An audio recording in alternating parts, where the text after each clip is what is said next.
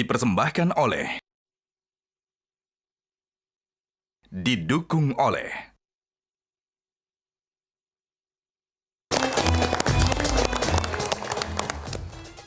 Terima kasih pemirsa, Anda masih bersama kami. Saya ingin langsung bertanya ke Pak Susi. Pak Susi, tadi sudah mendengar yang disampaikan Pak Haikal lalu juga Pak Putu. Pemerintah apa Pak yang dilakukan supaya kemudian sertifikasi halal ini bisa lebih cepat, bisa lebih luas, lebih banyak, dan mungkin juga lebih murah Pak? Ya, terima kasih Pak Leo. Jadi sebenarnya yang pertama yang harus kita lihat, setiap kita bicara mengenai sertifikasi halal, itu kita harus mendudukkan kembali bahwa konteksnya tidak hanya dari aspek keagamaan.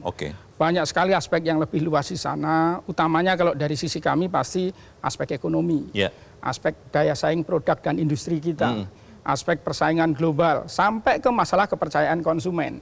Jadi kita melihat seperti yang sampaikan Mbak Haikal tadi, sebenarnya masalah sertifikasi halal itu beyond dari urusan kepatuhan terhadap aspek keagamaan saja.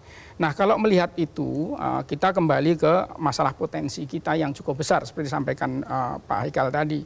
Kalau kita lihat, kita siapapun tahu kita penduduk muslim terbesar di dunia, 245 juta, 87,1% itu.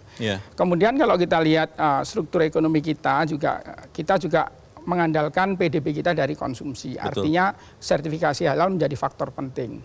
Kemudian kalau kita tadi bicara regulasi, perubahan sejak Undang-Undang 33 2014 sudah diganti di Undang-Undang Cipta Kerja, PP-nya berkali-kali ganti. Pemberlakuannya pun kemarin baru dengan PP 42 2024 kemarin. Dan itu juga baru membatasi kepada produk mamin, makanan dan minuman. Makanan dan minuman termasuk jasa sembelihan di sana. Dan itu pun baru untuk yang usaha menengah besar. Yang UMK masih kita undur lagi ke Oktober 2026. Jadi memang satu mengenai industri halal, khususnya pengenaan sertifikasi halal ini, yang pertama memang harus kita lihat aspeknya lebih luas lagi. Tidak sekedar kepatuhan keagamaan. Karena memang faktornya banyak. Sehingga di dalam penerapannya pun perlu strategi penerapan seperti yang saya sampaikan tadi. Nah, kemudian yang sekarang kita kenakan adalah terhadap mamin, makanan minuman. Kita lihat di dalam struktur ekonomi kita bicara membedah PDB, baik dari sisi pengeluaran maupun lapangan usaha. Dari sisi pengeluaran, 54,sekian% ekonomi kita dari konsumsi rumah tangga. Dari konsumsi itu hampir 50% adalah makanan dan minuman. Sehingga ini produk yang sangat dominan dari sisi ekonomi kita. Dari lapangan usaha, 18,9% industri manufaktur. Dari 18 tadi, 6,9% juga makanan minuman. Share-nya paling besar.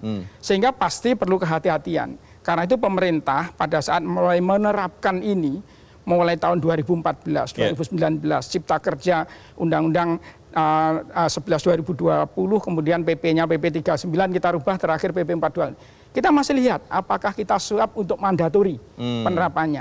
Akhirnya kita putuskan di PP 42 tahun yang lalu, waktu kita mendesain PP ini, di akhir-akhir masa pemerintahan Presiden Pak Jokowi waktu itu, kita tetap melihat makanan minuman ini dari sisi kesiapannya. Sehingga kita masih bertahap dulu, yang kemarin baru untuk industri menengah dan besar. UMK masih 2026. Apalagi kalau bicara farmasi, obat, dan lain sebagainya. Nah, kemudian bagaimana pemerintah mendorong supaya sertifikasi halal itu bisa kita terapkan. Tadi Mbak Haikal sudah menyampaikan semua kendala yang 4 tadi, itu yang kita fokus ke sana. Termasuk masalah pembiayaan. Sementara ini dari Kemenkeu di awal-awal penerapan menyiapkan anggaran di sana. Namun kita lihat ruang fiskal kita juga tidak terlalu besar. Pasti teman-teman BPJPH harus punya beberapa alternatif pembiayaan di sana. Belum nanti kalau kita akan terapkan ke UMK mandatori. Tadi Pak Leo menyampaikan target 10 juta. Barangkali sekarang baru 5, sekian juta. Padahal nanti mandatori di 17 Oktober 2026. Sehingga memang kita harus berhitung, satu, sertifikasi halal menjadi faktor penting di dalam ekonomi kita. Tapi di sisi lain, untuk pemenuhan semua tadi, kita perlu strategi, terutama lihat situasinya semuanya. Terima kasih Pak Susi. Walaupun memang ada sekian banyak kendala, tapi kita melihat bahwa para pelaku usaha ekonomi syariah ini sudah melakukan bagiannya. Pak Pranata, kalau BCA Syariah Pak, apa yang sudah dilakukan untuk kemudian mendukung ekonomi halal, sertifikasi halal ini? Bagaimana Pak? Ya, Pak Leo, kita di BCA Syariah sebagai bank umum syariah, tentu saja kita sangat mendukung dan tentu saja mendorong perekonomian halal untuk Indonesia. Nah, kita dalam prinsip untuk menjalankan operasional kami, itu kita juga didukung oleh namanya DPS, Dewan Pengawas Syariah, dan merupakan bagian dari DSN, Dewan Syariah Nasional MUI, dan ini memastikan bahwa operasional yang kami jalankan ini sudah sesuai dengan prinsip-prinsip syariah.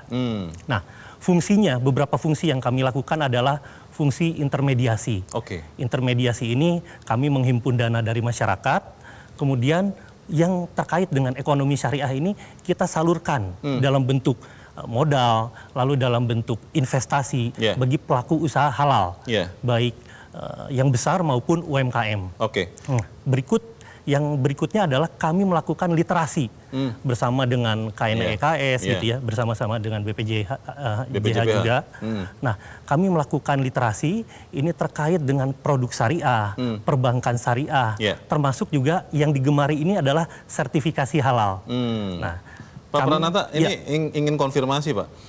Makanya saya tanya ke Bapak. Kalau ke Bapak-Bapak yang lain mungkin jangan-jangan apa ya gitu ya. Katanya adalah kalau yang sudah mendapat sertifikasi halal itu omsetnya meningkat. Betul. Berdasarkan data dari Kementerian UKM katanya rata-rata naik 8,5% setelah disertifikasi. Betul. Itu benar Pak? Iya, data yang kami lihat pun karena gini, salah satu untuk mendorong tersebut, untuk mendorong perekonomian syariah tersebut, kami melihat sektor UMKM ini kan sangat menjadi tulang punggung bagi perekonomian ekonomi syariah bahkan ekonomi Indonesia. Nah, kita sangat mendukung perekonomian atau sektor UMKM. Nah, ini kita salurkan itu sampai dengan akhir 2024 itu di BCA Syariah sendiri sudah ada di kisaran 1.000 pelaku UMKM dengan outstanding di kisaran 12,3 triliun. 12,3 triliun sampai akhir tahun lalu ya? Sampai akhir tahun. Sementara kalau kita lihat grup sendiri, itu sudah berada di angka 125 triliun dengan pelaku atau maaf Babeh tadi nggak boleh ngomong pelaku katanya. Pengusaha UMKM itu di kisaran 100.000 pelaku UMKM. Ya, tapi tidak berhenti di situ ya. Kalau Anda melihat 2025 ini Pak, walaupun katanya kan mungkin adalah ada masalah di ekonomi. BCA Syariah melihatnya seperti apa? Apakah akan ada peningkatan dibandingkan tadi angka-angka 2024 atau seperti apa Pak Pranata? Oh ya, tentu kami sangat melihat bahwa potensi ke depan masih sangat besar, apalagi kami juga melihat pemerintah sudah semakin mempermudah untuk mendapatkan sertifikasi halal. Tentu saja ini semakin mempermudah kita juga untuk memberikan akses atau memberikan penyaluran dananya kepada sektor UMKM. Bagaimana sertifikasi halal ini bukan hanya sekedar menjadi kewajiban, tapi juga memberikan benefit bagi para pelaku usaha. Pemirsa tetap bersama kami, Economic Challenges Spesial Ramadan segera kembali.